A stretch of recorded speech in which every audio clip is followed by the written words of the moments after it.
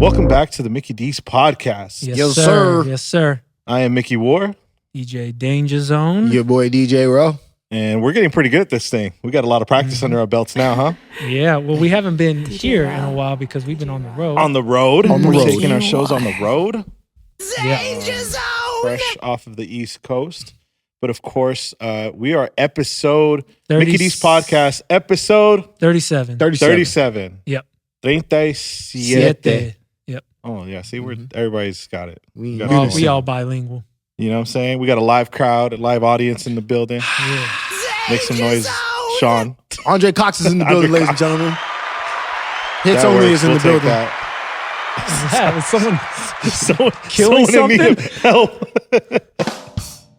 But we are here, and man, good to be back with you boys. Likewise.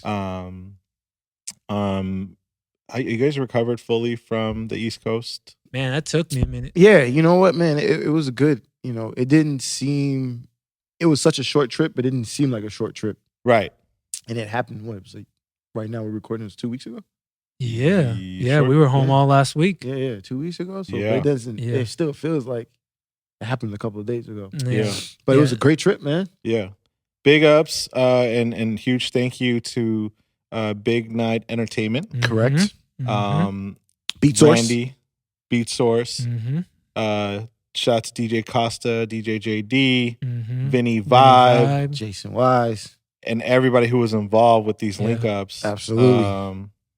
Shout out to Phenom, the president. You know, Mhm. he was a big course. person behind getting us out there and, just getting to meet everybody. Yep. Most importantly, shout out to all the DJs that showed up in Connecticut Yes. and in Boston. Yeah, Man, we had a great turnout. out Connecticut was a good turnout. I don't know what they were expecting because it's like in the middle of nowhere in Connecticut. there. Yeah. Considering that, it was still a really good turnout. But Boston was a really, really big turnout. And there's just a lot of love for the culture and guys wanting to connect. And for Boston being so competitive, you heard Randy talk about how competitive the city is. Right. Yep. For Boston being so competitive, it was really dope for some of those guys won't step foot in those venues Wow. because it's so competitive. But for them to come out to Empire and then later on to the Grand, I thought it was really dope for them to show up. Yeah, no, that was major. The funny thing is, Buddy was hiding most of the time, and he was hiding by us because he's like, bro, I'm like, what's up, buddy? Everything all good? He's like, man, everywhere I go, I'm getting hit up for a booking. Everyone trying to get a booking for us. So he's just like laying low. You put that on yourself. You knew what was going to happen when you had a room full of DJs. Yeah. Everybody's handing out some demos, links. Yeah, definitely mix CDs. But no, that was a part of the DJs coming out and just seeing who's who, what's what, and just connecting and letting it be known this is who I am, this is what I do. But all in all, it was a great turnout, and even the Grand was dope. Yeah.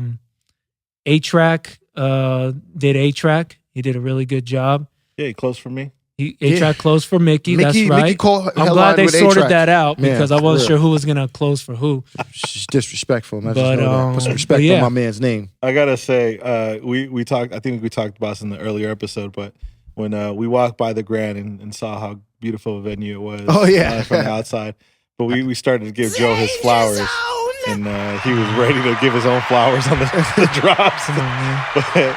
But, Look, listeners.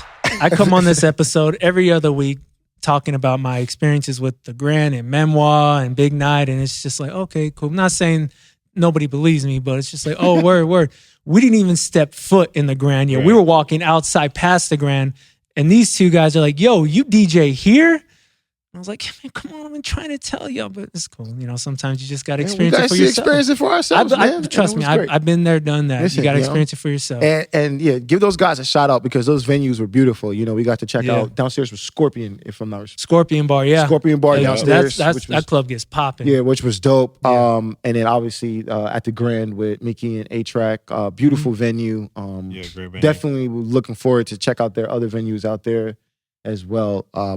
But yeah, man. Hold up, Mickey. Being that you are an LA DJing at the Grand, how'd you think your set went In Boston. I think it was hard. And also to add more to it, it was supposed to be like a hip hop turntablist kind of night.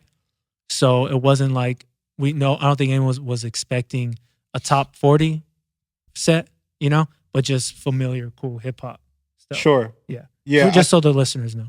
Yeah, so I know it was there, and kind of what you briefed me on, and you actually privied me with like one of your sets over there. Yeah.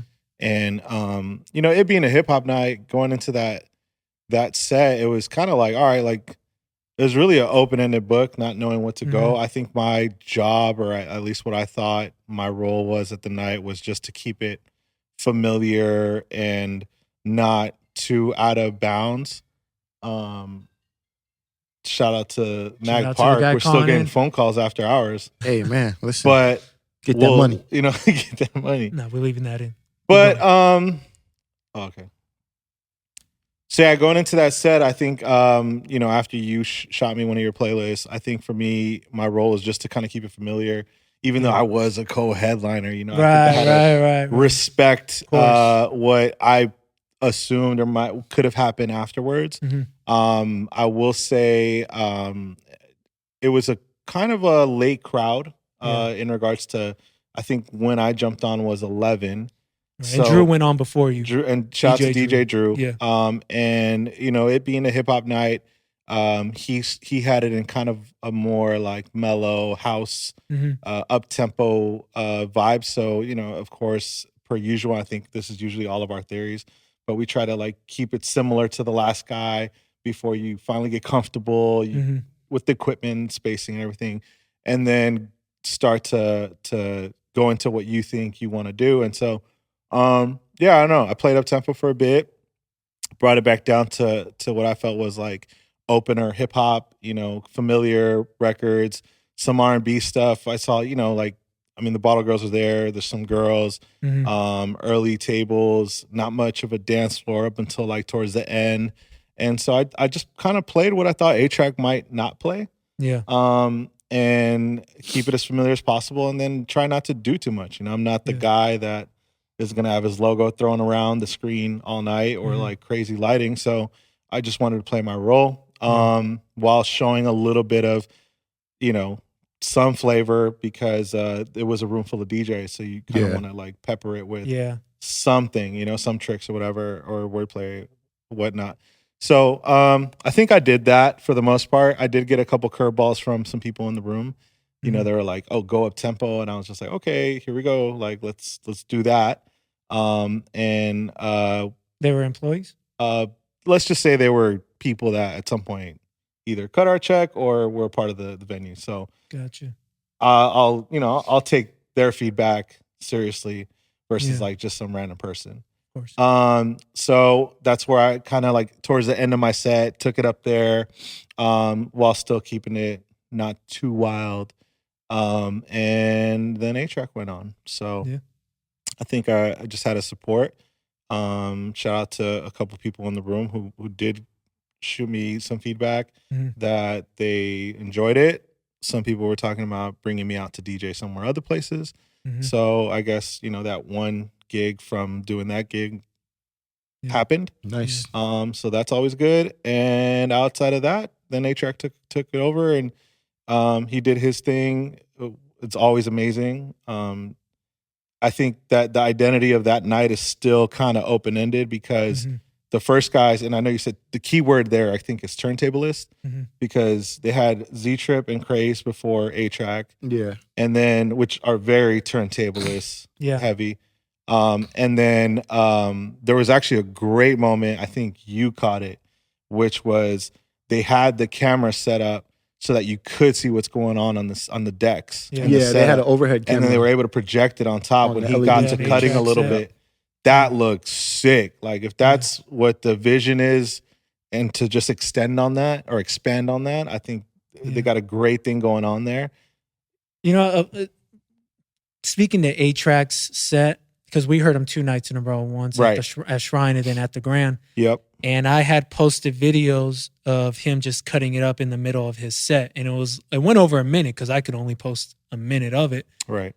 It was I think one of the cut sessions he had was 1:30. So imagine 1:30 of just A-Trak cutting, like 128 tempo. And and a couple guys hit me up. One guy for sure was from Hollywood. And the other guy was from LA/Hollywood.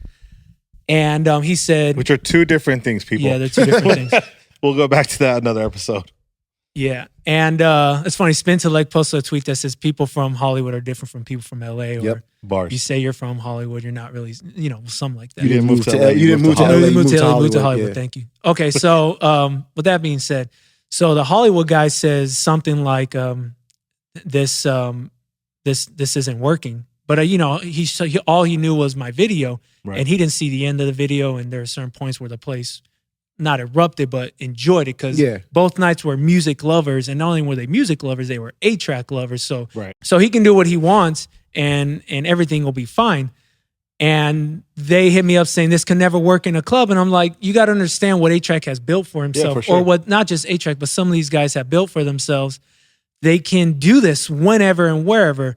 I can't do it. Right. You two can do it. You know what I mean? Like the guy I'm talking to can do it. So and that's when I have these conversations with guys from LA and Hollywood, it's like you got to step out. You got to go to other clubs or go to other events and shows and see how people react to other things and not just the typical whatever you're playing or whatever's going on, especially in a night tailored. And I'm not like trying to take shots at those guys, but I'm just trying to encourage, step out of your comfort zone, go to a event where dudes are doing stuff like this and where people appreciate it. Because I think all of us always, at the end of those events, we always feel like, I would love to do something like that. You listen to a 4-Color Zach do-over set, you're like, man, I would love to DJ for that crowd. Right. You can play the coolest things. I can't play half that shit in my club sets or whatever clubs I do.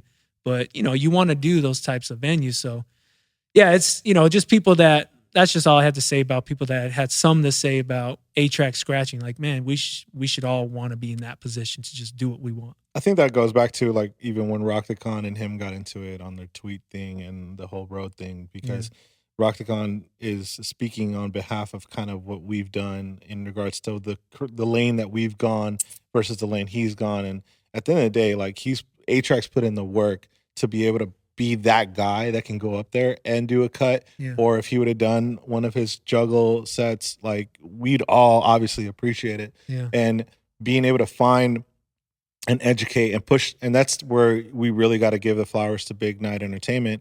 Like you gotta give them credit for wanting to push the envelope and present a night like this. Mm-hmm. The identity, I think, is still something that's being worked on. So if you're from Boston, Connecticut, or any of those areas, Northeast areas, like go support that. That's a very unique night. And I think as you see their calendar progress, like that hip hop element is starting to be a little more like heavier set than the turntablist side. And so it seems like it could be something really, really great. Well, I wouldn't say it's their identity that they're still trying to figure out, because I've seen who they have coming up and I've told you guys who they have coming up, and it sounds like they know what they want, but they're also going to pepper in this guy for a hip hop, like a straight hip hop set. But for the most part, every guy on that list was like, has turntable skills and pushes that forward. Sure. Now, granted, A-Trak didn't play, he played like 3 hip hop songs that night. Still, it was still like, he's also made it a little bit of a turntablist night. But then again, you also have to understand when you're booking guys like Z-Trip and A-Trak, and even you can throw Craze in there, they're going to do what they want. I don't know if they're necessarily tailoring their set for that night or any night, because A-Trak's going to show up and do what A-Trak wants, and it's going to do. I heard him do a similar set at Time a year ago, not like using the same tracks, but same vibe, like 3 or 4 hip hop songs and a little bit of a cut session. And that's like a top 40 venue, and they loved it. I talked to A-Trak before that asking, and I said, because I'm expecting him to play all hip hop set. I heard you. Yeah, and I said, so when was the last time you did an all hip hop set? And he was just like, I don't really do all hip hop sets. I mix it up. And I'm thinking, oh shit, I don't know if he got the memo on this venue or this night, because it's supposed to be something like that. But end of the day, no one cared. He did his thing. Because tables were sold.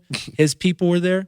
I think that's and that's where like even my mindset going into my set, it was like, I heard that at dinner. So I'm like, in my head, I'm like, all right, like I gotta go and try and like Hip-hop. live there as long as I can while not overdoing it and feeling like, okay, I know he's not gonna go too heavy. Let me still keep it somewhat like remixes and different things like that. It's things that you suggested as well.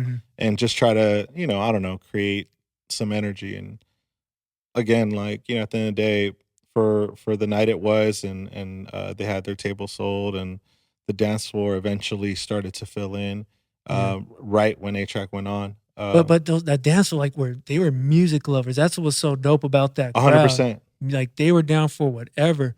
And then, actually, I won't speak on it, but it was just a dope crowd that wanted to hear dope music. I mean, I think there's people literally on the dance floor from when I went on and never left. Yeah. Like, they just had a great time. Yeah, just waiting for the next. If they weren't feeling it, cool, wait for the next song. Oh, there it is. That's my shit. Exactly. I got to give a shout out, though, to the staff at Grand. They're great. The bartenders, security guards. There was a moment, and I don't know if you guys noticed, I think you noticed it, when Miki was DJing, there was a guy literally giving him a thumbs down. Like, I don't want to say that. He was, but I'm saying it to give the staff at the Grand their flowers, because you know, we were pointing it out. We were like, yo, what's this dude's deal? Like, I get it. You're not going to go in there. You're not going to appreciate every DJ. Every music lover has their taste. And not that Miki was doing anything wrong. Not to take away from what Miki was doing. The dude was being a prick. And I think, you know, he was just probably waiting for A-Trak or whatever to get on. So he was being an asshole, and he was giving the thumbs down. Yeah, he was right in front of Miki. He was right in front of you. You know what's so funny? I didn't even notice it until you told me later, and I still don't later know in the night. Yeah, and I was like, yo, this dude came over, but security came over there quick. But they were not cool about it. They were cool about it. They didn't kick the dude out or anything like that. They, you know, they had a conversation with him, and they're like, listen, you can't disrespect our DJs. Basically, I'm assuming their wordings were, you can't disrespect our DJs like that. Yeah. If you don't like what he's playing, just chill in the corner, and then when this music that you like comes on, then you can have a good time. You know what I mean? They could have kicked him out and just been like, you know, whatever. Yeah. But they had a conversation with the guy. The guy he seemed cool afterwards. He kind of like just chilled. Yeah. And he turned up when A-Trak, that's what I assumed, because he was waiting for A-Trak, because once A-Trak went on, his hands were in the air all goddamn night. So what's your worst reaction when a guy's doing that in front of you? Because it's happened to me before, for sure. I'm sure it's happened to all of us. Let's say the old Rell would have cut the music off and had some words with him. Yeah. But me, I just don't let it bother me anymore. I'm just like, you know, I'm realistic. We are realistic to the fact that we can't please everybody. 100%. You know what I mean? Like I had my blinders on. Apparently, I handled it in the past. Like when that dude's in front of you, boo, get off. How long have we been DJing now? 15 years. It feels like 15 years. Let's just say almost 15. about that. Let's break it up into threes, right? First 5 years would have fucked with me. Like I would have maybe, like I would have overthought it. I would have thought like, what am I doing? Like I would let what his reaction speak for the room, right? I think for the immaturity in the first 5 years while learning what the hell I'm doing as a DJ. Yeah. Second 5 years, it'd be a little more aggressive. These last 5 years, it doesn't matter. Like end of the day, what matters to me is I was getting thumbs up from security guards, you know, or like a cool like you know, a little like, oh, you good? Yeah, you're good. And then obviously like the people who are involved with the venue, you know, like if those people are cool or happy, or they're not the ones coming up and like turning my gains down or, you know, whatever, like then I'm not doing a terrible job. Yeah. So I'll take that. But I don't think, you know, again, not everybody's going to be into what you do. Yeah. No. Especially with such a diverse lineup. Yeah. If you will. Well, I noticed that when you have big headliners and people are there for them, like everyone's the enemy. that has the potential to one up the headliner or show up the headliner. Not that you were trying to do that, but they see others as a threat, so they want to protect their guy. No, this ain't the guy. Get the next guy on. Yeah, you fuck around, get your ass beat doing some shit like that. And another piece of information that was thrown at me on the spot: I was completely opening and setting up A-Trak so that he could go on at 12. Apparently, he was still 12:30. Mm-hmm. So literally at 12, and they walked in like at 12:05. Shout out to Sammy Needles. And A-Trak walked up. So literally at 12:05, I'm like, cool, good. Yeah, y'all ready to go? Yeah. And I was like, last one. And then it was kind of like, I was like, okay, one more, you know, and I kept kind of just throwing records to transition away. But then finally somebody was like, oh, no, like they're not going on until 12:30. I was like, oh, well, damn. Like, just wasted 3-4 records. Yeah, nobody told me about that. So, you got to just adjust, man. It's part of the thing. And as long as the headliner does his thing, like for me, it's just. I think for DJs that open up for guys like that, because the same thing happened with me and Snoop at Time, where they're supposed to go on at, let's say, 12. Uncle Snoop? And I don't know any other Snoop. That would be the time you should have smoked weed, Joe. With Snoop? Yeah. You ain't smoking no fucking weed. Yeah. So okay, you're supposed to go on at 12. Yeah. And you got to expect, especially if the room's not packed, the 99% of the time the headliner or the headliner's manager will say, keep going, or the boss of the club will say, keep going until 12:30 or a half hour later, because we got to fill this room up with bodies. Because a headliner's last thing they want to do is go on with 20 people on the dance floor. Yeah. So, for those of you that open up for those guys, just expect to go, have that, I won't call it an emergency set, but, be prepared for that opportunity. And, if you smoke that, then it makes you look even better. When Snoop was late, I was like, cool, I'm just going to get into my bag. I'm going to do what I do. And, you just let me know. Play nothing but a G thing. Mm-hmm. You played all Snoop. You played all Snoop tracks. Hits. I played all this. I was like, bro, you. Hey, y'all want me? Took Carnage's advice. You ain't better than me. Y'all want Snoop? I'm give you some Snoop. Give you some fucking Snoop. The Source Awards. What was he saying? Not the Source Awards. Let it be known then. Oh my God. We know where we at. Did Snoop play his own shit? Of course. Some of it. Yeah. Okay. No, but he ain't even rapping. It's just a straight DJ set. Yeah, that's what I'm saying. Yeah, did he DJ? Did he play? White girls love Snoop, man. Of course, man. White girls love Snoop. I mean, girls love Snoop, but white girls love Snoop. They love that. Yeah. Anyway, big ups to Beatsource. Yeah. Those guys, Empires. Yeah, it wasn't cheap, man. Yeah, it wasn't cheap. They're investing in us. They're investing in the brand and in DJs and the culture. And it's just dope to see all this come about. And it's not going to be the only link up they do. They do link ups around the world. Yep. So they might be coming to a city near you. Be on the lookout. Did you guys travel at all with any masks on? I was just about to ask that same thing. I did for a leg. I didn't. When I landed in Atlanta, because this dude shoots me a screenshot, 200 people quarantined in Atlanta airport or something like that. I'm like, I got you shook. I don't watch the news. I don't care for it. In my head, it's all fake, and it's all just trying to get you to spend money and get you to worry and fear based and all that. So I didn't look into it because I don't like looking into that shit. So I was like, fuck. So I landed. And I was like, all right, let me just throw it on. What's the worst that can happen? I don't know, And so obviously I'm fine. But I looked into it after I landed and the headline, after I read past the headline, all 200 passengers were cleared. Everything is fine. And then more stuff started coming out. Like I saw Dr. Drew do a thing where he's like, everyone needs to chill the fuck out. It is fine. Like, you are fine. The chances of you broke the numbers down and all this. And I've been listening to Dr. Drew since the 90s, like when this dude was on MTV. And to me, he's always come off as that, like, just straight up and keeps it a buck with you. So I was like, all right, doctor, if it's good for him, it's good for me. I'm done with this shit. I was calling everybody wearing a mask a little bitch.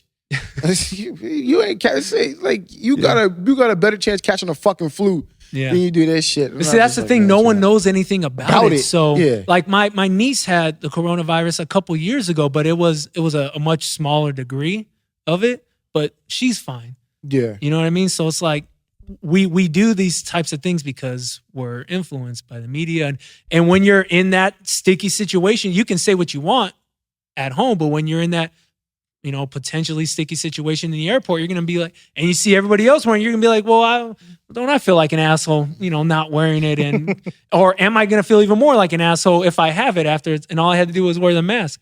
But then the mask, word came out about the mask that shit ain't gonna stop you. Exactly. Right. It's not gonna stop it. Did you see the story about the dude in New York wearing a mask, passed out in the middle of the street? No. Like, he was wearing a mask. No.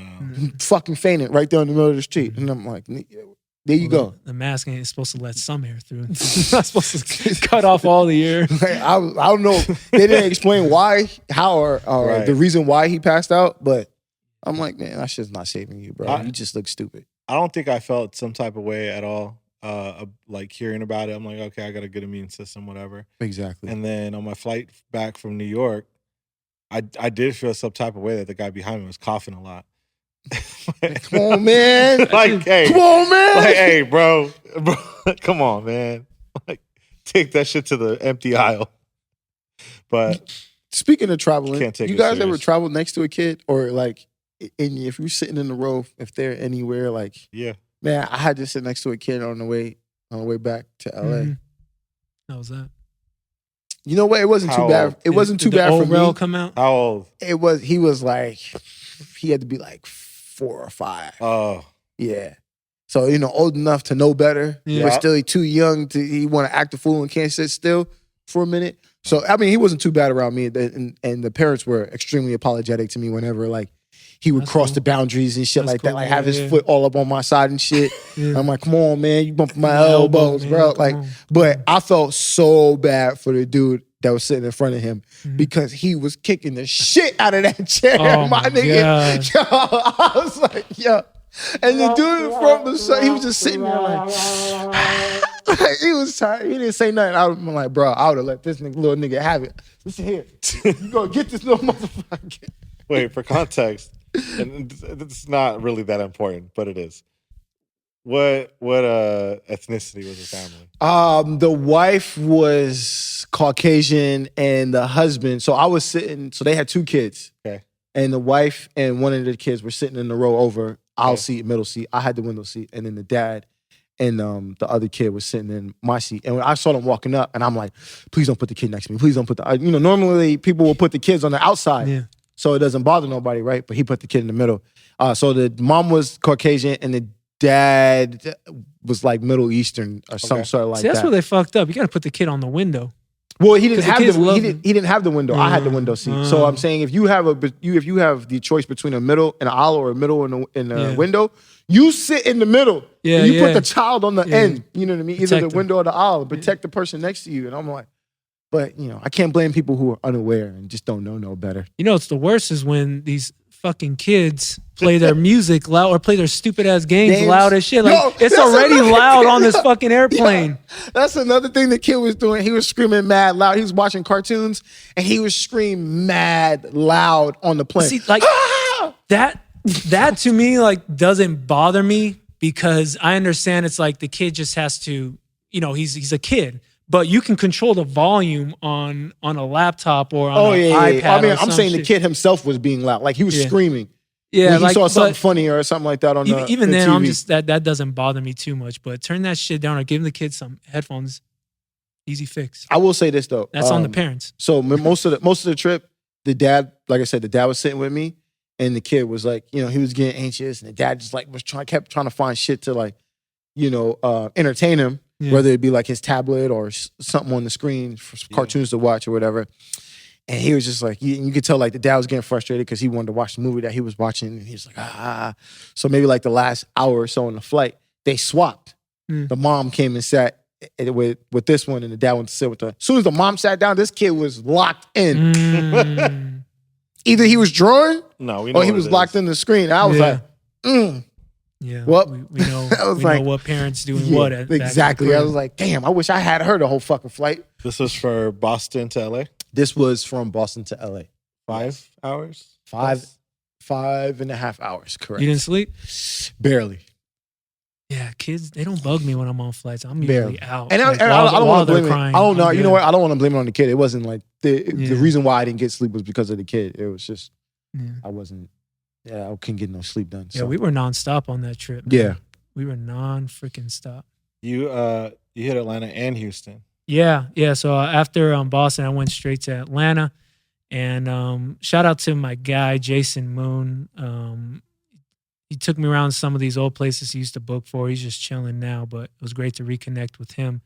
And I reconnected with Weapons out at Tongue and Groove and Danny M. Shout out to those guys. Tongue and Groove still popping 25 years later, still doing very well in that city. Then I went to District. That was cool. It was on some EDM shit. It was cool. Good night. That's in Atlanta as well? That's in Atlanta as well, yeah. And then I went to Houston. Shout out to DJ Paul.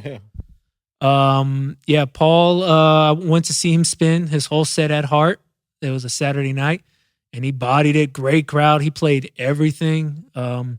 He said typically he plays more up-tempo, but because one of the Texans was there, and it was like their birthday or some shit, they just wanted to keep him more hip-hop to keep the bottles coming out. But the crowd was dancing to everything he played. Yeah, and then shit, I didn't even know Lizzo. I saw a big girl behind me. I was just like, okay, cool, big girl behind me. It was Lizzo. And she was all over the place. I was like, all right, get it, girl. How you not notice Lizzo? No, because I ain't trying to, I just see a big girl behind me. I'm not like, yo, does that look like? Was she trying to like hit on you or anything? No, she was just in the table hanging out with one of the Texans, I think. But apparently she's there often. But yeah, that was my little trip before I headed home. Dope. Yeah. Did you do Fawn's podcast by any chance? No. No, there was no time for that. I landed and it was like, oh, and I met up with Icon, hung out with him and his family. Shout out to him, real good dude as well. Nice. Yeah, and I hit up Playboy, no response. Wow. Yeah. No, he told me he was sick. He was just trying to avoid antics. I see it in my phone. He's still under antics. Antics? Like I ain't fucking with that fool. Mike, where'd you head to after Boston? So after you guys departed, or when we departed from each other in Boston, you know, me and Rell were roomies playing Linkin Park to the blast. Man, that was amazing. I got, you know, I got some flowers to that hotel. You got to talk about the hotel. Yeah. Yo, shout out to the Verb in Boston. Yeah. Yo. Right by Fenway Park. Yeah, this is what Hard Rock Hotel was supposed to be, but it just didn't execute at the level that these guys did. You could pick out vinyl from the lobby, or it's in your room, and every room's got a record player. Yep. Your room key was a backstage pass, and they had some nice amenities out front. But big ups to them. And the biggest one would be the mural that said, "If you're going to complain about the music being too loud, you're at the wrong place." It said if the music is too loud, you're too old. Oh, there it is. That's what it was. All right, that's my interpretation. Yeah, the only complaint I had about that was it didn't have an elevator. And I mean, the hotel was only two floors. True. It was only 2 floors, but right. I said, man, this hotel needs an elevator. Right. And I thought about just like, you know, what if someone elder was walking and what happens? We walking back in that hotel, and this woman is struggling to get her stroller down the stairs. Can the handicapped people sue them for that? I mean, not necessarily, because they could just put them on there's no steps to get inside the hotel. They had a ramp to do that. So maybe they would just put somebody on the bottom floor. Yeah. So maybe keep a room open for that. Huh? We should just start limping. Oh, okay. I can't get up these stairs. Just kidding. Anyway, good times at Verb. Yeah. And Fenway as our backyard. Yep. After that, I actually stuck around, got to sleep in, and met up with Jay Medina, DJ Chaos, and Kevin McLaughlin. We jumped on a train to Providence, Rhode Island. Yeah, how was it? Home of one Vincent Vibe, aka Vinny Vibe. Wait, Dumb and Dumber. That's where Lloyd's from, right? Isn't that? Is that where he's from? Aren't they from Providence? I don't know. Is it Rhode Island? Because what did they take the trip to? I only know that Providence from Family Guy, right? They're from there. I think so. Whatever. Somebody can fact check. Go ahead. I'm gonna look this up while you talk. Huh? Yeah, thanks, Andre. You could be Googling any of this information. We're screaming out. You could be our save on, but you're over here not saving at all. You save off. Anyway. JPB joke. So Providence, Rhode Island. I had a really interesting experience actually with Chaos. But we were there for the night or for the day, and had lunch. It was fired, hot wings in the city. Nice. And it was cold as shit. But good times. And then Jay Medina was playing and I'm sorry, Vinny, for not remembering the name of the spot. Something Social, maybe. And we Jay Medina held it down, and it was such a dope, like, it reminded me of Santa Barbara in the energy. College Town? But yes. Yeah. Yeah. So it's Providence College. Providence College, yep. And it was literally all like white kids and like the three black dudes that play on the team. Yep. And sounds accurate as fuck. Stand out. And then, but it was a couple some mixed crowd there. And you could literally, he dropped anything and everything and it worked. Like Shania Twain to Roddy Ricch to Britney to some NSYNC to like whatever's current, like everything. Shout out to Jay Medina, a heavy listener of the pod. Yeah, shout out to Jay, man. He did his thing, killed it, had a great time. And then what happened that night? Me and Chaos hung out. I think that was kind of like, that was it for Providence. And then we were doing a little day shopping as well. And some dude actually recognized me from the sneaker stuff. Oh, shit. And it was random because we were just walking back to the hotel. And this dude's just got like a little sneaker shop right off the main street area. And then there was this other guy who actually listens to the podcast. Wow. Damn. That worked at a skate shop. You was a celebrity out there, huh? Yeah. I was like, yo, he goes, I know you guys. Like, I never thought, obviously. Like, why the fuck would you be in Rhode Island? We would be in Rhode Island, right? So that was dope. It was Civil Skate Shop. And We Are Civil, I think, is their thing. But shout out to them, man. That was a crazy random experience. From Providence, went back to Foxwoods. Yeah. Connecticut. DJ Chaos played at Shrine. Again, big night entertainment. Lots of great hospitality. That was Thursday night? That was a Friday night. Thursday we were in Providence. Friday back at Foxwoods. Chaos has this weird thing where when people play in HID mode, his computer has a problem connecting for whatever reason. Okay. So I don't know if anybody's ever experienced that. I don't know if you guys have ever experienced that. But something maybe to look out for, just something to note, because we spent 20 minutes trying to fix a CDJ, swapping out a CDJ. You know what year his laptop is? I don't. It's not. Is it one of the ones with a touch bar? No, it wasn't. Could be an issue. Yeah, because I was on his laptop logging into Serato, trying to figure things out while he did his thing. And this is always maybe a little tidbit. Always be ready on sticks, just to be able to play for a little bit in case you figure things out. I would be logging in. Nothing was on the computer that would fix it. And then ultimately, it was just an RCA swap. Like the cables weren't good or something. So whatever. From the CDJ to the mixer? Yes. Got you. And then gambled some cards. Made a little money that night. Nice. Felt good. I lost money the night we were there. Yep. Redeemed yourself. We balanced some things and redeemed myself. And then after that, we took a train to New York. Chaos played at a spot called like High Bar or something like that out in the city. It was dope. Very hip hop heavy night. Nice. Bottle service.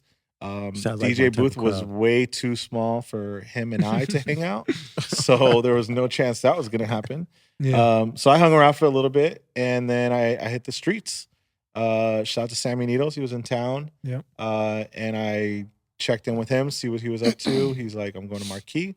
So I was like, all right, I'm going to go to Marquee. Forgot I had actually a contact at Marquee. And I hit him up. It was the general manager. And he's like, pull up. He goes, it's Deep House, though.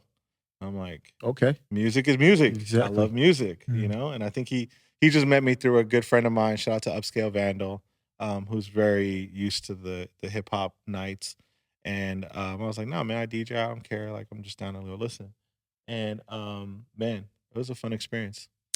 I'm not ready to be done with Boston and Big Night yet because I want to get your guys' thoughts on the interviews we did. We interviewed Vinny Vibe, Jason Weiss, Costa, and JD and Randy. And I'll go first just in case you guys don't have any off the top.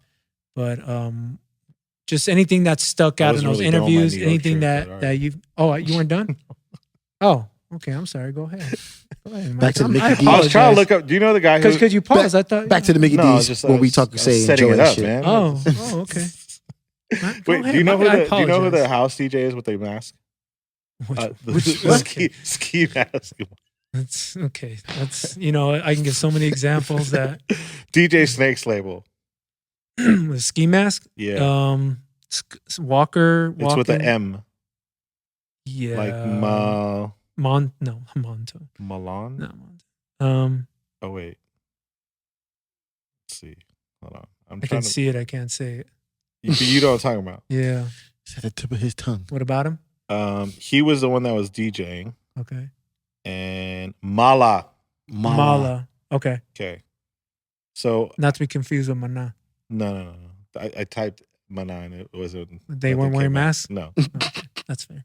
It's this guy. He looks like Rumor, but white. Oh, okay. So that guy.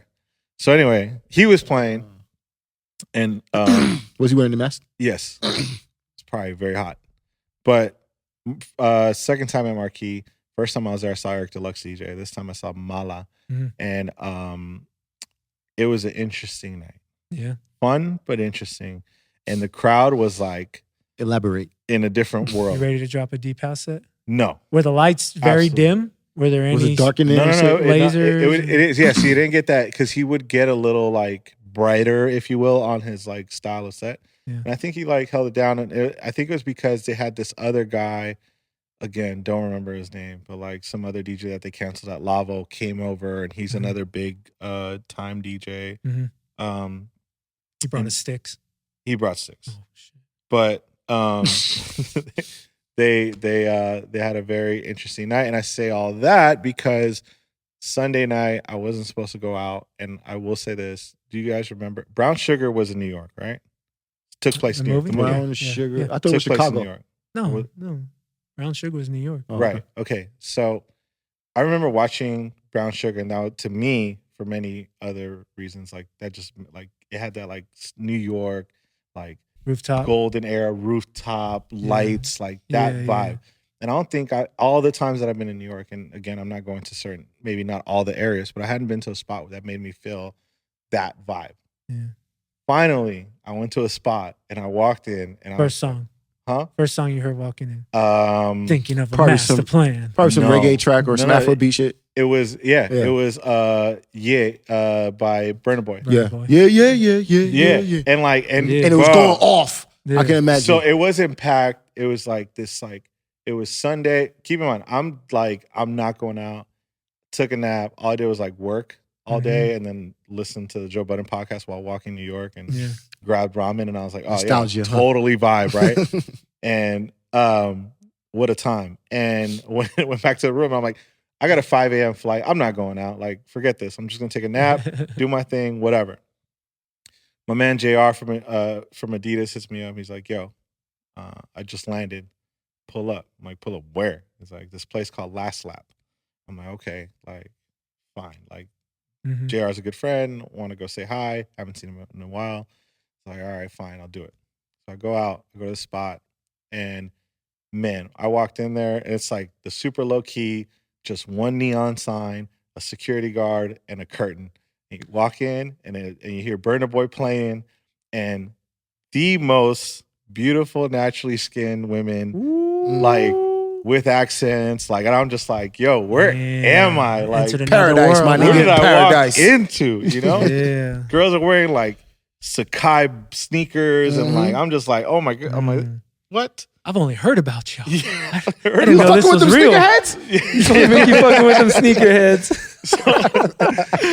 So I sit down, and there's like fire looking fried chicken. I didn't have Cement any food, sixes? but it looked fire, huh? They were wearing cement sixes? Cement sixes? No, they were wearing Sakai waffles. It's not a food. That's a shoe. We had waffles earlier. So it was just like a cool vibe. Next song was like Craig David premiere remix. Like yo, no, the only one you play. That's the only one you play. Full vibes, man. And so we had, shout out to the homie Greg Una, big jeweler out there. You might have seen my Uncut Gems. But he like bought the whole bar like a shot. It was like a very movie like Uncut scene. Gems check. Yeah, right. Uncut Gems check. And after that, we took off to Lavo, New York. Yeah. And I got to hear two of New York's top DJs. Yeah. In the scene. How were they in your opinion? Expound. Yeah. So elaborate. I told this long story to get to this one part. I was having a great time. selection to me is more important than some skill sets. Yeah. But I will say this: mixed points were optional for this set. Yeah. And it was like you couldn't even make it make sense in your head why they would do that. Yeah, no. Yeah, no. And these are dudes who you are mean dropping a 1 on bar 6.5 didn't work for you? No. It make you cringe 6 a little bit. 3/4? No. On the snare, dropping the 1 on the snare didn't work? Look, I've taken all the math classes. None of that shit added up. I mean, you're good with numbers. I'm good with numbers. Yeah. None of that added up to me. All right. And I don't know, like these are the dudes, you know, in and out of town, and it was just kind of confusing. But yeah, so I was gonna make that clear, especially for DJ Crooked. You heard that he went to New York. Look, Crooked's got no problem with his math. The New York guy on this part is the one taking shots. Listen, I'll tell you, there's some garbage ass DJs. This is DJ Rell speaking. Yeah. Hey, listen, I'll tell you that, but there's garbage DJs in LA. There's garbage DJs in Miami. But you know that is what it is. Yeah, look, and again, no shots. I mean, look, the night overall went just fine. I'm sure bottles were spent. Vibes were set, and I just think, you know, I was kind of like sitting there, and it was funny. JR asked me this thing, like, you ever like listen to DJ and then like use what you heard? And then I said, well, I'm pretty confident in my ability to be original with a lot of stuff. In this room, I probably would not take anything with me. Except what not to do? Man, we need gunshots, man. Shit. I'm getting a trombone for now.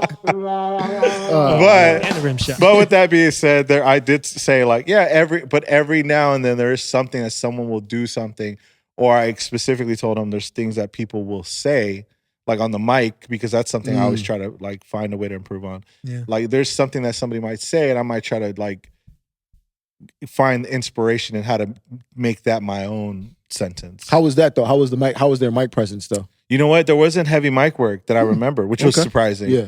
But also the lights were really dim up until a certain point. Okay. I got there at 1, and yes, my flight was at 5:30, and I left at 3:45. So I didn't hear too much. I gotta say and show mad love, not only to JR, but Jump Shot Jay. He's a promoter, I think, out in New York. Mm-hmm. And I'm sure much more, but he was the one basically providing all the hospitality. Yeah. He drove us to the venue. He was like, what are you drinking? Next thing you know, there's 3 bottles coming out of the alcohol choice. And I was just like, my guy, appreciate you. So I got to show him mad love, as well as JR. And then that's why I missed my flight. I was all packed up, took that little, what I thought would have been a 10-minute nap. And I was like, oh, I got time. Dangerous grounds. And I woke up at 5, and I'm like, my flight's boarding. But it was a blessing in disguise because there was a flight to Burbank. One way. Instead of LAX, one way. That's amazing, man. And didn't charge me a fee. Look at God. Wow. Shout out to JetBlue. Okay. Yep. I got points with JetBlue. Best airline. Yeah, I was trying to get on that Mint to LAX. Oh, yeah. Sold out. Damn. But I heard that's the move. To New York. Yeah. We're going to go East Coast to Coast. That's why JetBlue always said New York. Now I'm done with my story. Yes, he's done now. What was you going to say about the Boston trip? We don't want to do this. We won't be on this too long, but what did you guys take away from those interviews? I thought all the interviews were very, very interesting, and you got to hear a different side of what goes on within the company, or just what goes on in Philly, which obviously Jason Weiss isn't a part of Big Night, but it was cool to hear what goes on in Atlantic City. Jason's agency is Double Down. Double Down. Cool. Yeah, gotcha. Yeah. So he's got his agency, and his guys, I think they taken over Philly and probably half of Atlantic City. Don't quote me on that.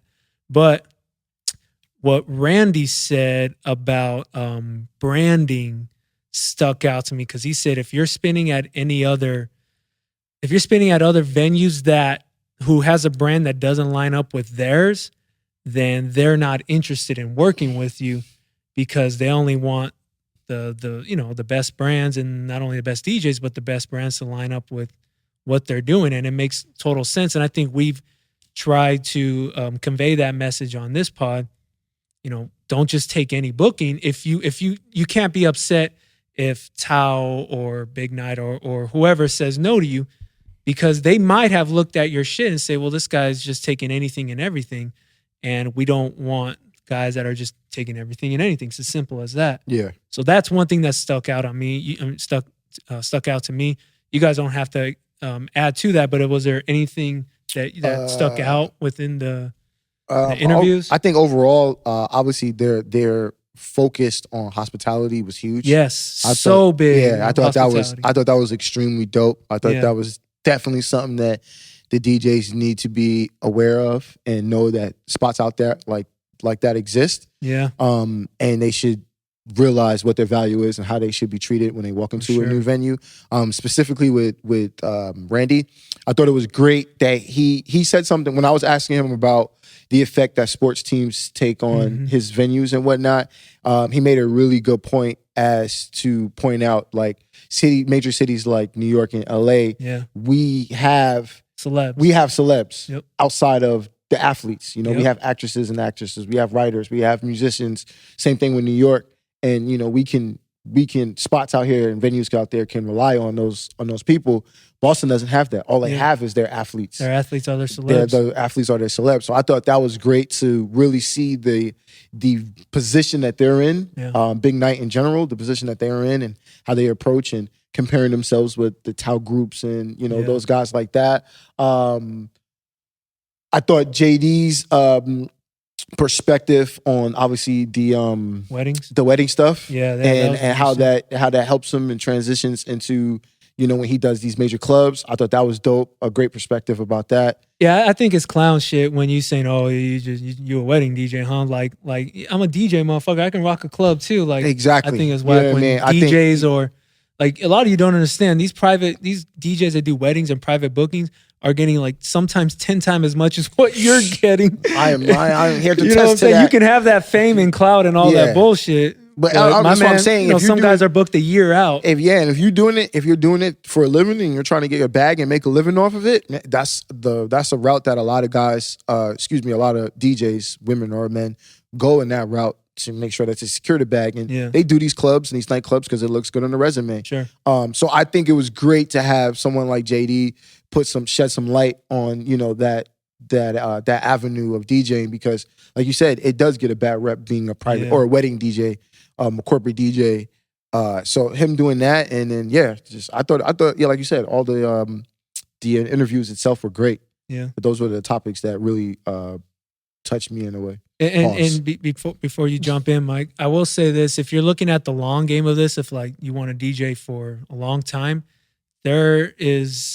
you will have a longer lifespan as a private event DJ, because they just want someone that's going to show up and do a great job and that obviously has a good reputation. Yeah. But in the club business, it's always like there are a lot of guys that were killing it when we were all coming up 10 years ago that you don't even hear. Like, it's like, yo, what are they doing for a living? I'm genuinely concerned on how they're paying bills, because before they were making thousands and now they ain't. I don't know what they're doing. I'm not saying they ain't doing shit. But if you're a private event DJ, you can do this until you die, and you'll be fine, because it's all based on solid work and rep. Yeah, I would just recommend any one of our listeners to go back and really like dissect it, because please, there's so many different angles and perspectives.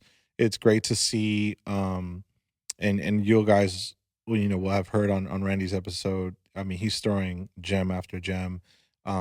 Of course, different angles apply to different people in different cities and different what your goal is for your brand, right? And so, and then even taking that into some of the things that Costa was saying about just like how his approach and the creative side, and how he had to sit on a couple of things before he actually went out public with what he really wanted to do and deliver. I think that speaks to like just patience and timing. Yeah. And then, again, just the network and building, and even how, Vinny and what he's be able to build with his brand and within the lane, even without knowing his true job description, he's been able to really find a way to, instill himself not only as a DJ, but as a employee of this big company that is extremely successful and something that we were all able to enjoy. I'm sure there's a lot of flowers we got to give to the people behind the scenes that made it feel flawless. Because for us, it was literally, it felt like, and it kind of was, we just got to show up, be ourselves. And, you know, along with, you know, shout out to Hits Only, of course, for all the help with building content. Keep an eye out for the recap. Hopefully it'll be out before this podcast. Yeah, so go check that out. Yeah. And, you know, and that just speaks to everything else that we got going. You know, I think we've been speaking about it. And if you haven't heard by now, you know, our SiriusXM show is moving along. And transition. Since see, that's why we need gunshots, my nigga. Since then. This isn't the JVP. You have to turn my transition to a party break, Joe. DangerZone. What's the funny thing about it is that they took that shit from DJs, and we are DJs, so it's not like we can't use it because we like we from the big state DJs. Them. That's what they took it from. Like we cats use that shit in the club now. So look, anyways, look. Globalization, our new home. Yes, sir. Shout out to us. Give us our flowers. SiriusXM employees, technically. So every Tuesday night, 8 p.m. Pacific Standard Time. 11 p.m. Eastern. 11 p.m. Eastern. MikiDz Radio. Yes. So the way it's going to work is we haven't really had the chance to really break it down outside of yelling over some mixes. We will always have a guest DJ. And it's someone that just whoever we want. That, I mean, chances are it's going to be someone established. And we're also going to pick guys that are up and coming who we think are dope and need to be heard. So, you know, we're doing it. We really don't have to do it because Phenom said this is your show. Yeah. And he really, I think he had in mind just us doing our thing. The emphasis is for us to do the show. Right. With that being said, we would never put a guest mixer that we didn't feel needed the light being shined on them. It's not an open This ain't a favorite thing. This ain't a favorite thing. It's not a swapping sets thing. for gigs. Yeah. We're Thank you for making that clear, Mickey. Very clear. We ain't doing that. We have a platform, and we're thankful to have that platform, and we want to share it with a lot of these DJs, these talented DJs out there. Yeah, and you know what? That's something that the MikiDz brand has always done, right? Since day one, it was about putting DJs on. Yeah. And then the podcast, we've had guests, we've shared whatever knowledge we have. We do it for the culture. We do it for the culture. But now we have the opportunity for you guys, for some of these guys to flex in some mixes. Keep an eye out, though. MikiDz brand will be putting their faces forward more. Yeah. As who we you are. Thought this was it? We just get started. Done.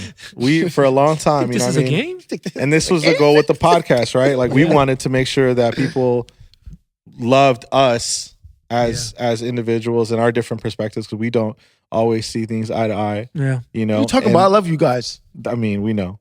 But I mean, we're MikiDz and Rell. See, like Rell and Rell. I don't know what he's talking about, Rell. When I think MikiDz, I think Joe, Rell, and I'm about Mike. to get my own segue, baby. You better let these motherfuckers. Aren't you guys going to start a show called The Dude? We're going to start that one show without Joe? Yeah. We're gonna, this is the podcast. That's the name of the show. Without Joe. The show without Joe. This is where we going. Oh, good luck with that. Yeah. Nigga, this is what we doing. I'm inspiring right now. I'm inspiring. Reverse psychology, man. Can we call it? Hold on. Can we call it the with and without Joe, and we're drinking coffee, and there's just no Joe? Woo! You trying to confuse your listeners? No, so I say your listeners. Well, your listeners. Look, man, I'm building my cult following now. So, listeners, chime in on Twitter. Let them know who you're rolling He don't with. drink all you smoke, DJcity followers, go to DJcity. All you DJcity followers. Let them know. Sober ass motherfucker. All you D's followers. D's followers. All right. Anyways, make sure you check us out. Sirius Satellite. What else is gonna be dope about it is we're gonna some of our shows we will be recording live at SiriusXM in I don't know, call it Hollywood. It's just outside of Hollywood. But you guys didn't tell them that we'll also be interviewing a lot of artists. Yep. Yeah. We got our first interview in the books. That's right. Yeah. This is why it's so dope to talk about this. Yep. And can we say? I mean, I don't think it matters. I think go for it. We already posted pictures. We interviewed Sean Paul, the great, the legend, Sean Paul. And I thought it was a really good interview considering it was our first one. Not even considering, fuck that. That shit was dope. It was dope. And it won't be aired until late April. So be on the lookout for that. And Phenom's already hitting us up with future guests. And what's also dope about us being in LA is Phenom will just tell us 48 hours out, like, yo, Sean Paul wants to do an interview. Are you down? We're all there. Boom. We're there. So Yeah. make sure to keep up with us on the Sirius Show. Yeah, and now we have our MikiDz Show Instagram popping now. Yes. Yep. It's all gathered together. All popping. Rell's We got a handling photo with that. Rell. So if you want to follow back, make sure you follow Rell and MikiDz Show. Hey, man, Yeah. listen. Yeah. That's my thing. I'm trying to not, when I be writing the captions, I be like, I can't speak as I'm Rell. Yeah. I can't say the shit that I was saying. I gotta speak Yeah. as like, I was like, Joe, copy your caption and send it to me because that sounds like the most generic shit I could post. Yeah. And It just sounds like the safest thing to post. Let's And go with the white man hopefully caption. Hopefully people stop tagging me as MikiWAR Show because that'll clarify some things. So that's been happening for years. Well. And I think it's because we didn't push the MikiDz Show IG. Yeah. Now we have a home for everything. So make sure to follow at MikiDz Show. And That's right. those mixes will be posted the following day on Mixcloud. So whatever mix you hear will be posted the following day. And our first guest is Miles Medina. Which you can His show will be airing tomorrow, Tuesday. No. Uh, Tomorrow. It aired last week. So his show already aired. Yes. And this week's guest is Beatbreaker. Yes. Yep. So all that info's out. You can get Miles Medina's show. It's A already good New York DJ. Miles Medina's from San Fran. I know Well, you're talking about Beatbreaker. Beatbreaker. Yeah. But yeah. So Mixcloud, you can catch all that shit. And Rell's got the mix after Beatbreaker. I mean, after I Miles got the Medina. Miles Medina, yeah. And Mickey, So if you he heard that one submitted it already. on time, he will be after Beatbreaker. Under the bus, baby. Under the working bus. on it tonight. Are you working on it tonight? Fuck y'all. So, you're going to give me a day to put it together. I appreciate that, man. A whole day. That's all I need, DJcity. one day. Anyway, You ain't got Moving shit else on. to do. moving on. Yeah, I ain't got shit else to do. You know what? With that being said, can we lighten this up? Fuck. Happy birthday, DJ Rell. Hey, man. DJ Rell. Listen, but by the time this is aired, my birthday has been a week. Way past. Yeah, but I appreciate But it. in 2 But hours in and 15 2 minutes. hours and 15. What we doing? it Are will we be staying your up? birthday. All right, man. Listen, we here. Let's go. We gonna get some shots. Your Yeah. house? Well, we Whatever. hung out at A Formosa. fine establishment? That was it a came fun out. little gathering. Wifey has a new anyone in LA. Wifey Yeah. has a new residency from That was a Formosa vibe. Cafe. She killed it. That was She great. dope, right? Yeah. It's It's a great set. it's Let me get that playlist. It's everything Yep, but get that. hip hop. They want everything but top 40 hip hop shit. Yeah. I mean, you could play top 40, but there's got to be some cool remix. But Mm-hmm. it was dope. It's a vibe in there, real loungy. They serve food until midnight. Fellas showed up. Yep. It was dope. We were cool in there. Pot stickers are fire. Yeah. Mm. Chicken wings are Absolutely. too hot for The my food, the taste food buds. is amazing. So shout out to those guys. Shout out to Should burn J my tongue. Rose. What is the birthday, man? We was chilling. I did the birthday mix. I spun at Derriere on Friday. That was Yeah. dope. Okay. We had a good time there. And then we chilling. Going to Disneyland tomorrow, baby. Okay. There he You know? is. I'm putting myself to risk to crash the coronavirus. You're going into the heat You look of like a things. healthy guy. You think you'll be all right? I'm like, yeah. They be like, Yeah. my sister's like, You've lived a good life. My sister's like, Yeah, you've done a lot. Don't worry, My bro. sister's like, you gotta make sure that you be careful. You know, my friend of mine's canceled her trip to go to Disneyland. I said to me, I'm not 70 years old. My immune system is not weak as fuck. I Yeah. think I'll be all right. Be all right. You're out in the open. I'm a healthy dude. Like, Yeah. I'll be all right. That's So, fair. we're gonna act like big ass kids. We're gonna get drunk and have a good time. Well, Yeah. then. All right. And Beyond the Music Retreat. Yeah. Yeah. Yeah, let's not skip that. Actually, I mean, we don't really have much to provide for that, but we can say it's in Phoenix. Yeah, just say that. Let's just say the date. It's happening in April, right? No, June 9th and 10th. It will be held in Phoenix, and I'm trying to see if That's there's right. like. That's I know a- they have. I don't know if they've announced That's exactly a week before where. the wedding. But yeah, so be on the lookout for that. There'll be more info. Last year was an incredible success, especially because it was our first one, and I think they knocked it out of the park. It was I an wasn't incredible there. experience. Yeah. They reached their black man quota, so I didn't make the Right. cut. No, yeah. But I'm yeah. coming this But time. I heard they expanded it. Yeah. Yeah. They Trying ain't got to no keep our choice. salary, bro. Listen. Huh? Trying to keep our salary, bro. Yeah. No, well, respect. NAACP got involved. We're good. Hey, man, I'm Yeah, speaking the we truth good. here. Listen here. Yeah. You But never no, go to Arizona. We all going to Arizona. Fuck. No Jordans for nobody. shout out Scottsdale. Uh, Yeah, so be on the lookout for that, and that's gonna be a great event. Yada, Can't yada. wait. Good stuff. We're excited. There's rumors that we might be speaking. Is there? Rumors. Oh. That's gonna be interesting. Right. Because I feel like for the most part, everyone that goes, all the DJs that go to that retreat are cats that we kind of look up to, in a sense. You know what I mean? Coming up. Let me give you a bar. There's DJs looking up to us. Ooh, talk to him.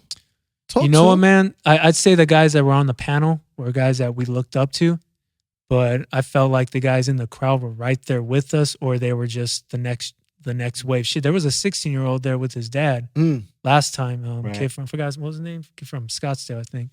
Right. The next Chris Villa. Isn't he like groomed Oh, to be dope. like? But yeah, that was Joe Bungalow Joe Bungalow. instead of Villa.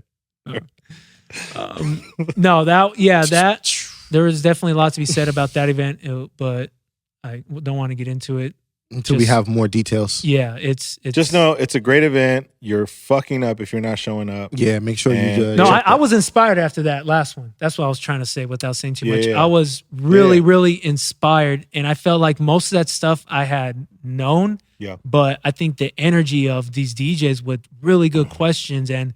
Like, man, if you were there, I don't know, there's like 300 people there maybe last time. If you were there, that to me, like you're already a winner in my book because, not that we're trying to hand out consolation prizes, but you're already a winner because you're trying to figure shit out. We're all trying to feel like all of us are still trying to figure it out as we go. Yep. Not one person is better than the other or has it figured out. Like, we're also trying to figure out. And that's exactly what that retreat was for everybody that's trying to level up and see what the next thing or how do I approach this if this person's involved or whatever. Yeah. So, yeah. Growth, network.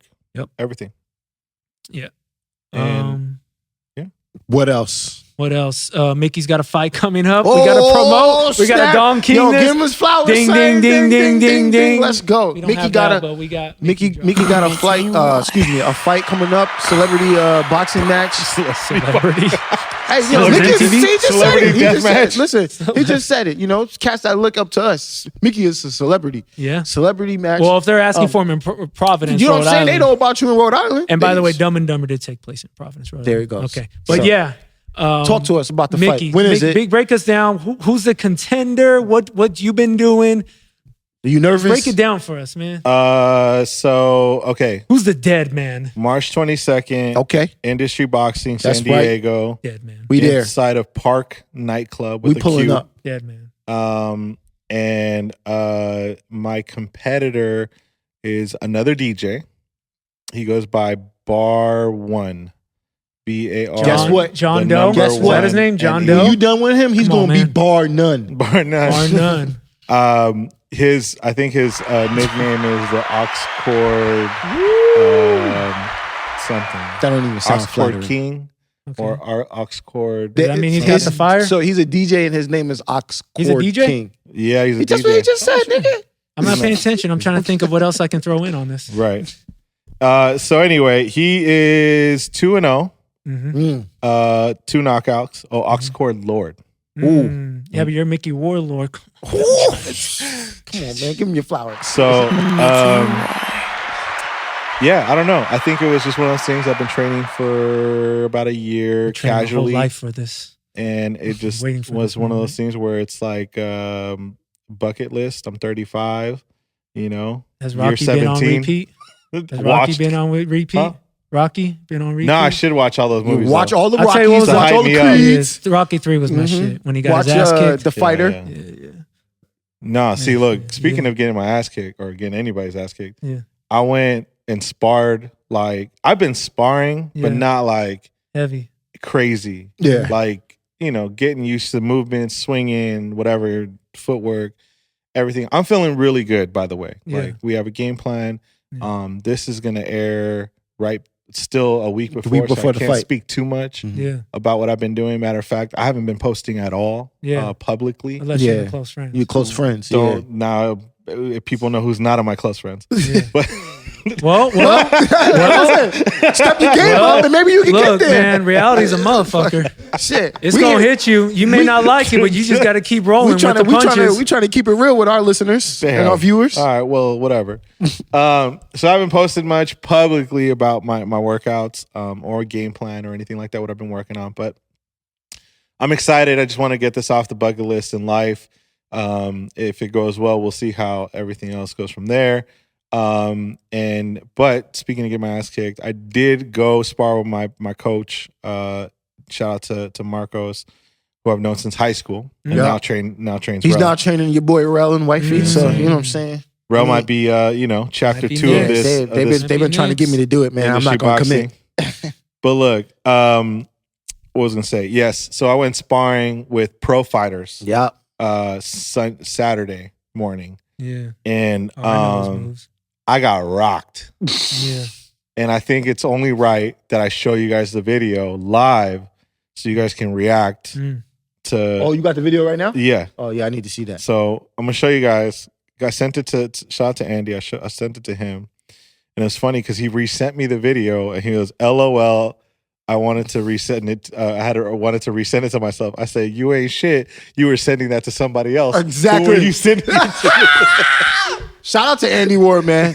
Little brother always keeping it real. You're breaking brother policy. While you get that, who are you trying to send it to?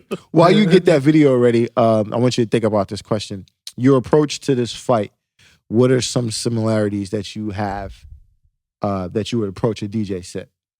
So I think, if anything, if I was to say I was treating it like a DJ set, it would be more along the lines of just like a venue that I haven't played before, because it's a lot of unknown.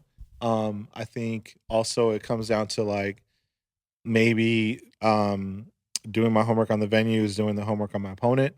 My mindset going into it is he posting his videos? He's posted some. Okay. Sure. But you watched his old videos? Of course. Gotcha. Yeah. Watched everything. Gotcha. And and he's lighter than me when it comes to weight, but I think in heavyweights it could be whatever it needs. It could be whatever. But he's taller than he's you, taller than me. Yeah, he's got a longer reach than me. Okay. So there's how much taller? He looks like he's like 6'2", 6'3". Okay, it's about my height. Yeah, I'm 6'3". Maybe a little taller. Oh, Sean's 6'3", so yeah, somewhere between you two. Pause. Yeah. So, anyway, but yeah, and then so he's got some size on him, so it'll be interesting to go through. But yes, so I had to challenge myself, and I went in and I fought a professional fighter. Much lighter than me, so he was much quicker than me, and I was not prepared. My jaw still hurts right now, actually. As we go through this podcast, even with that beard. Yeah, that don't soften up the blow. See, here's the thing. There's headgear. There's headgear. Right? Industry boxing, there's headgear. Right. Yeah. Which is a pro and a con. The pro is your head's protected. The con is your peripheral. You can't see much. Yeah. Taken away. I will say this: when I got hit, I strongly considered just taking a knee. Throw in the towel. And already, but I want you guys to see these first. I'm gonna slide it over, and you guys are gonna see the first 2 shots happen really quick. And then you got to see this. But we got to get your natural reaction. I'm going to try and play it here in the middle between you two. Okay. You want me to hold it? I'll hold it. Okay. Well, you got to slide to the right. Hold on. Let me see if it. Oh. This about to be It's hilarious. playing through the audio. So hold on. Oh. Okay. Yeah. Play the audio so at least our listeners can hear it. All right. Here you go.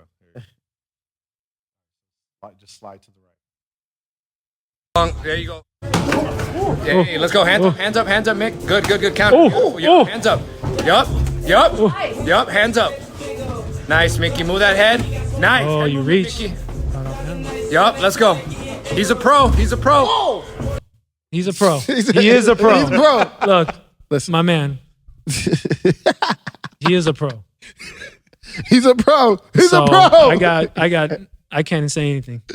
He's a pro. Look, what are you gonna do? Here's what Andy's response was when I sent him that. He was the only person I was sent to, and I saved it from sending it to you guys because I wanted this for this purpose. Yeah. But I sent it to Andy. He goes, well, thank God you're not fighting a professional. I'd be concerned. How much money's on the line? You know, like colleges pay lower tier colleges to play them in football. Like, how much he paying you? But with that being said, there are some positive takeaways, right?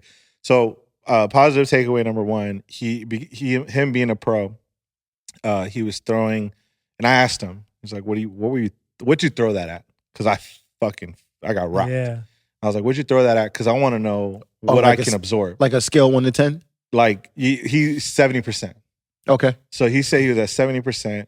He goes, and the only reason I like peppered it up is because he's like, you knocked the shit out of my gut. Like I hit him on the side prior to the video. Not serious, but he was like, okay, like you got me. Now let me show you what your the speed now. is. And then he just tagged me up.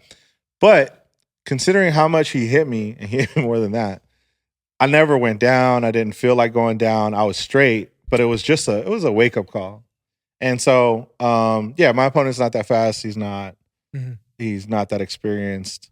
But and for those people who don't, and for those people who can't, for people who listen to us on Spotify and who can't see the video, Miki was not wearing headgear. Oh, no. Right. He wasn't wearing any headgear in the sparring. So keep that in mind. I'll post it after the fight. Okay. I don't need to get my ass shit talked to right now or exposed. That's very what's the word I'm looking for you? Intelligent? Intelligent to post a video of you getting punched in the face? Are you saying that it is intelligent? No, I'm not. I'm saying that's very noble of you, I guess. I'm saying it's very noble of you to put that out there. Transparent. Transparent, yeah. To put something out there. People don't want to see themselves like in... Oh, trust me, it was hard to watch. In a negative light. It was hard to watch because I was like, "What am I learning here?"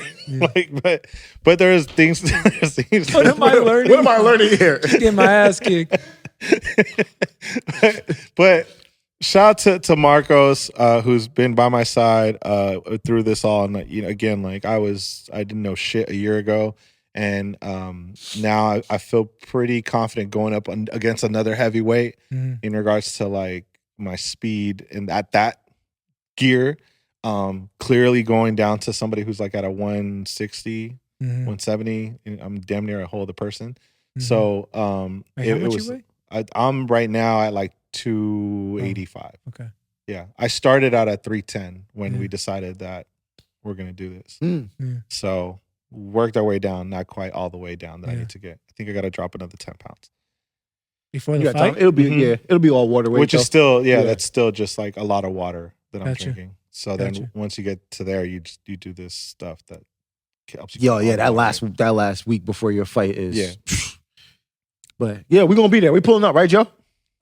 Maybe. I fly in that day. I gotta figure out my flight. All right, so we're gonna do that again. We pulling up, right, Joe? Yeah, we're gonna be there. All right, there we go. See, you're like looking for Adrian. Joe! Jeez. My name ain't in the title, Miki. I can't be there for you. No, so I'm excited, man. Park is a dope venue. All them fucking LED screens are gonna be up. We're gonna definitely have to. Andre, we're gonna have to talk about an intro video. We're gonna put record some shit. How you? What's your walking out with Andre? What's your on the walkout? mic? On the mic? That might have been it right there. Hold on. Okay. All right. So that's what the walkout gonna be. Now we gotta just figure out the walkout. I'm working on a world champion athlete to also walk me out with me. Oh shit! You know, cosigns. Working on that. Wait, who else? Is Marley walking? Hey out man, with you? fuck that, man. Let the MikiDz show walk you out. Let's do that. Yeah, gotta get you guys. Well, you gotta bring some shirts and shit. If I show up, let's walk. If I show up, look. Hey, go again. Anyway, go check out at Industry Boxing SD. Hopefully, buy tickets. I just execute. Yeah, go buy your tickets. What we doing? Where's the after party? I got a platform, so fuck it. Go to Industry Boxing SD. Use promo code MikiWAR MikiWAR, and you get a discount. What's the discount? I think it's 10%. 10%. Okay, but $2. It'll be big. And that's because you're buying the cheap shit. You know what I'm saying? Well, I just checked. 10% is bigger if you buy a better seat. Oh, Then you got the GA ticket. $2. You got the All GA I know ticket. is I was told that someone's getting a table and I can go hang out. Look, I'm getting a cut of some. You get a bigger discount. Yeah. I need. Where the VIP? How much the VIP tickets cost? I got you. I'm gonna give you back the money, Joseph. I just want to help you out. That's all that matters. You're gonna help me out. Listen, VIP tickets. I got you. I'm buying 2 of them. Ooh. Mm-hmm. Okay. What we going? We'll after? figure out. Where's We got to after coordinate because I got some people who are buying tables, and maybe I could get something cheaper. Where at? Oh, you mean at the fight? Yeah, at the fight. Is there after party? Yes. Where we going? Sidebar. I was told that I would get a certain comp package if I win, and another comp package if I knock the person out. What's the prize if you win? Chingon. Outside of the comp package, is there a prize if you win? No. You get no money? Just no. for the culture. But I'm trying to get the MikiDz logo on my shorts. Huh? Hey. Get that shit on the screen too. Hey. Well, yeah. Well, better not lose. You putting us out. Yeah, come on, man. Now you got a lot of pressure You know on what I'm you. saying? Like, don't bring us down with you. I'll be in tomorrow. Don't bring us. Throw in the towel. Throw in the towel. Let me tell you who I'm not giving the towel to is Rell. As soon as Ding Rell got the towel up ready to launch. As soon as I see his opponent walk out, all right. Rell's like, he's black. No confidence. Oh, he's black. Oh, shit. No, I thought he was Hispanic. I knew that would spice up the story shit. with Rell. Damn. This is going to be good. I'm definitely going. Yo, one of the biggest beefs in the San Fernando Valley has always been blacks versus essays. Yo, you know what's funny? Now that you say that, Just call me an essay? You fall under that. That was a huge beef in coming up in New York in my high school. I went to high school in Long Island, and it was, black people and Hispanics, Puerto Ricans, Dominicans always were beefing with each other. I never understood that. Like, we on the same side. Why are we fighting each other? Nah, man, that was always a thing at my high school. Not always, but when it came to it, it's like, you gotta pick a side. Anyway. What else? Anyways. I think that does it, other than unless you want to talk about today. Our day club correspondence. Yeah. So I went to a day club called No Jealousy, and they've been doing it for like 5 years, I think, every Sunday. And shit was lit, man. Like, it's always the second time or third time you went, right? It's the second time. Yeah. And I'm just, the first time I was blown away because I've been looking for a party in Hollywood that's top 40 driven and that's popping. And it's fine. Everything is hip hop now. Like that's fine and all. I still go out to those parties. But when I DJ out and about, and this is part of the reason why I travel as much as I do, is because when I get to travel, I get to play everything. So I came across, shout out to Fur and Q, ex LMFAO crewmates. Were they spinning it again this time? No. They spun the first time and they did a great job, MC work and DJs. Fur did a great job DJing, but they played everything. Dope. And in traditional, not traditional day club fashion, but to some degree traditional, there's themes for bottle presentations. Mm-hmm. Yeah. Obviously that's what they do at Penthouse as well. But there was like, the themes were incredible. They're like, they're very creative. They have the Let It Go. What's that? Frozen shit. And then they got the Joker presentation where they come out to that one or that Ojok Jams joint. But there's just a bunch of themes. And what I think that's dope about them that I've never heard from a day club or a day party is they play the original and then it builds up into like a drop, like an EDM drop. Oh. So it's not just original and get out of it, get something different. Now it's a little awkward. Mm-hmm. Like the energy still goes because it builds up into a drop, and now get your hands up and you're going crazy. From the theme. Dope. That's dope. Yeah. So the guy that throws a party, his name is Jeremy. Dude's from France, thick French accent. Like, yeah, he's like, where do you even come from? I feel like I've met everybody in the scene. And he's just got this, I won't even call it an underground, but to those that don't know, it's like an underground party that is like Europeans, Eastern Europeans, black, white, Asian. Like last time I was there was some dude with tattoos, Asian cat with tattoos over his head. And it was just a bunch of tattoo artists that were chilling. And I'm saying that because it's just a wide range of people, crowd. Extremely diverse. And like I said, you're playing EDM, you're playing hip hop, moombahton, and bad chicks everywhere. Like it's a legit party. And he also does Fridays at where do they have Greystone? Nightingale. He does Fridays at Nightingale. So I went to support Jordan Nold. Shout out to him. And as soon as I walk in, it's he dropped for EDM tracks, and everyone's dancing, going crazy. Every table. So I'm like, what the fuck is this? White women in fall Hollywood, from the sky, huh? Everybody, like every walk of life was in that building. So I'm thinking, damn, like there's hope in Hollywood. Like this shit exists. So shout out to those guys. Joe gonna be spinning in LA now. No, I mean we already talked. Like we had a meeting. He vibed. He's like, yeah, I get it. You're on the same page as me. Like that's who I want at my venue. So we'll figure. He'll hit me up with the date tomorrow. Make sure when the hospitality comes. Yeah. Hennessy, or 1942. 1942. That's what you want. That's All what right, I want. We'll be there. We'll be there. Yeah. So yeah, and then there was the opening of Penthouse today, which is where Miki was. So they're not doing it at Penthouse anymore, but they're still calling it Day Penthouse. Yes. Got you. Real quick. Yeah. South of France. I think that's where those themes come from. Right. Because I remember seeing it and it's super popular out there. Saint-Tropez, that's where the original like day party experience took off. That like we did that with that one guy. Yeah. And then they stumbled into like Lavo. Yes. And then Lavo was big on doing the themes and all that, the Rocky boxing theme. Yeah.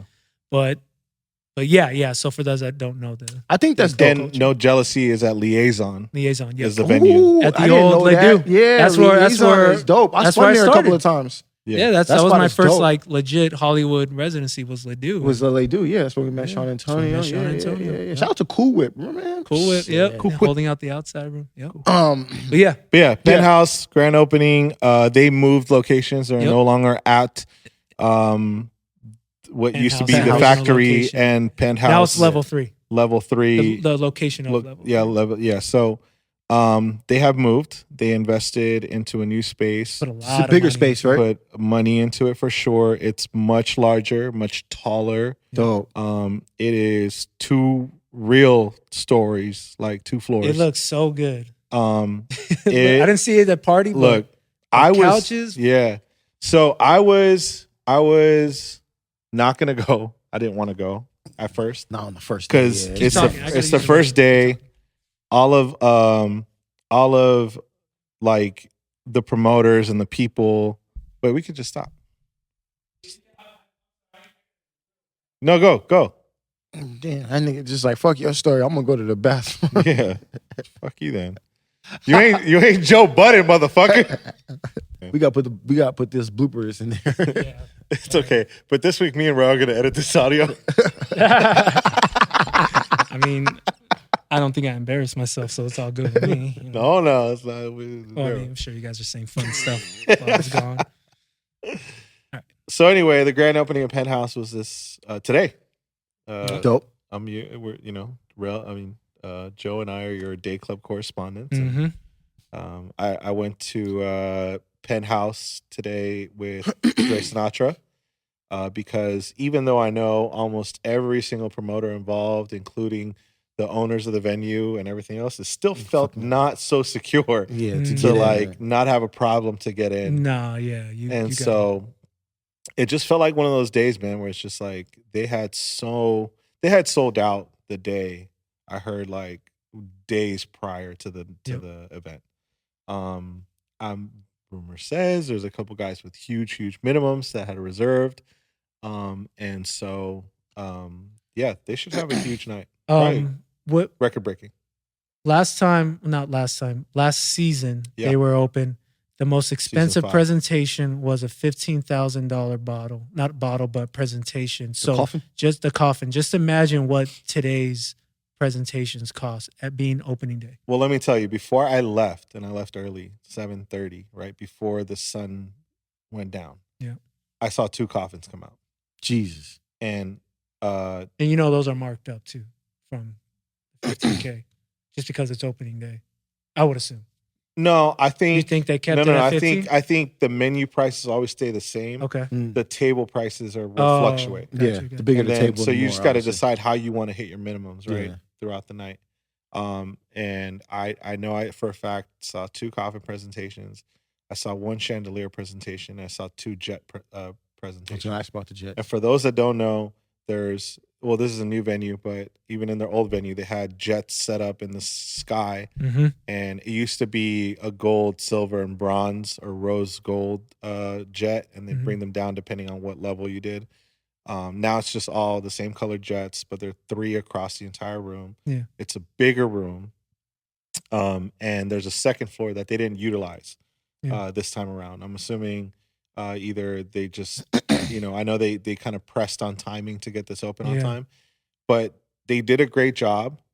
You can for sure see where they have their room to like even take it another level. Yeah. Right. No pun intended, because yes, the second level still needs to be filled up. Do you know what they plan on doing with that second floor? Is like they just trying to put a whole nother DJ and like I would assume, huh? Are they trying to put like a whole different vibe in there? Is it a closed room? No. This is like this would make you feel like a high school basketball game, and there's just more seats. And you're in the box seats, basically. Yes. Got you. And or how Dre's is set up, right? In Vegas. Yeah. And so, but what I really, really got to give props to the way they built that out is that second floor, I feel like you would get an even better experience on the second floor if you're closer to the booth than you would downstairs towards the back of the room.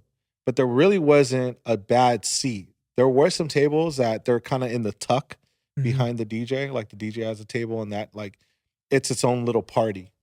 Do you know though? Those are the tables I can see some artists getting that just want that would private want that feeling. Yeah, like I don't want to be seen. So yeah, they could use the second floor as like extra tables.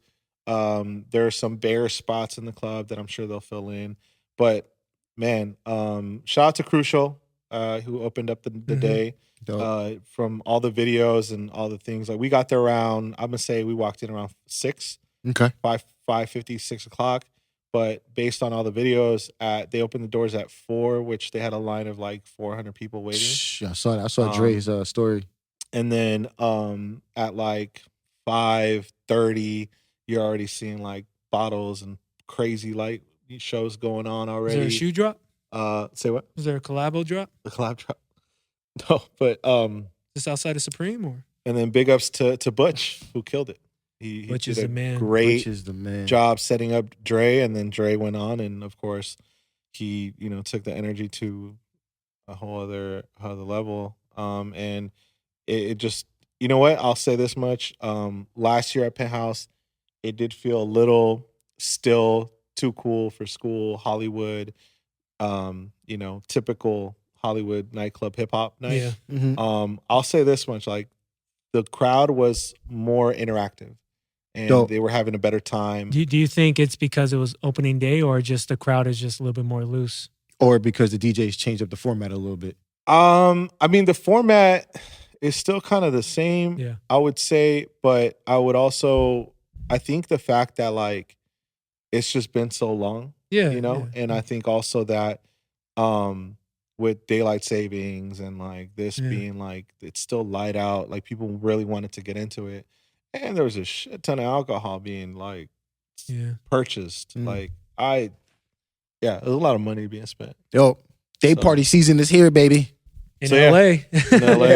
And Vegas kicked off too. Yep. So, it's still too cold, ladies, for y'all to be pulling up with, 10%. Hey, but listen, we ain't here judging y'all. If y'all want to do that. No, nobody's judging. It's fun to look at. Nobody's judging. It's just cold. Yeah. So I might judge, but to myself. Yeah. Anyway. Yeah. That was it. That's it. So, anything coming up? Anything that else needs to be talked about? Industry Boxing, March 22nd. You heard the boy. Yeah. We're gonna San be Diego. there. MikiDz is gonna be there. Anybody DJing? By the time this airs, I'll have DJ'd in San Diego. I'll have DJ downtown. Good job, DJ in San Diego. Yeah, Chingon and Sidebar was always fun as always. Yeah, I'll have DJ downtown, Queensberry. That was dope. Okay. I will be DJing at MikiWAR and Shrine after this podcast airs.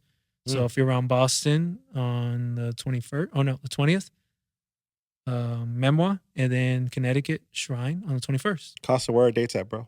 Just kidding. We need to do the hip hop night. MikiDz Pod takeover properly on Wednesday. On Wednesday, yep. I'm with it. Let's do it. March 20th, I'll be at Avenue. So that'll be before this. What day of the week is that? Thursday? Friday. Yeah. You working? I don't think so. Maybe you need collab. You need me to throw the lob again? Yeah, throw a lob. I got you. Say less. All right. Done. All right. Getting business done here. And that does it for us. Episode episode 37 in the books. Follow at MikiDz Show, not MikiDz War or MikiWAR Show or whatever you guys are searching. MikiDz Show. Make sure you tag every member of the MikiDz Show in your post. We appreciate every post you guys do repost. Keep listening. Follow Miki at Hey MikiWAR. DJ Dainjazone. At DJ Rell 12. And again, at MikiDz Show. Tag us. Yes, sir. We want to show you guys love. We have a platform now to, And ask us questions. Yeah, we haven't open. gotten questions in a minute. I haven't gotten questions. What maybe about they you all guys? figured it out. Yeah, that's true. Maybe we're too good at gotta this. let them. Spread and then also make sure SiriusXM Globalization every Tuesdays 8 p.m. Pacific Standard Time. 11 Pacific. East Coast time. Yes, sir. Yep. And that's it.